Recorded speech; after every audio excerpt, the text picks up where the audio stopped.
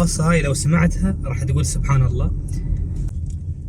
هذا الريال الأمريكي اسمه مايكل كودوين، في سنة 1978 سوى جريمة وانحكم عليه بالإعدام بالكرسي الكهربائي، لكنه كان عنده محامي شاطر طلعه من حكم الإعدام وخلاه بدال الإعدام إلى سجن مؤبد.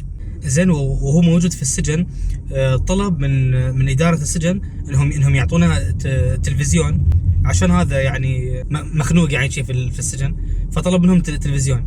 يابوا له تلفزيون ومعاه سماعة عشان ما يزعج باقي العنابر. فاكتشف ان السماعة اللي عطوه اياه كان سماعة خربانة. حاول ان يطلب منهم ان يبون له سماعة ثانية لان هاي السماعة خربانة، لكنهم طنشوه وسووا مايون عنده لوقت الاكل بس. فهو حاول ان يعدل في هالسماعة، كان يحاول هذا ان يعدلها. في اليوم اللي بعده دخلوا عند الحراس، حصلوه ميت هذا وهو كانت بيده السماعة. اكتشفوا ان سبب الوفاة هذا كانت التماس كهربائي بسبب انه كان يحاول يعدلها هذا، والظاهر كان موصلها شيء بالتلفزيون. زين، يعني في النهاية مات بالكهرباء. سبحان الله.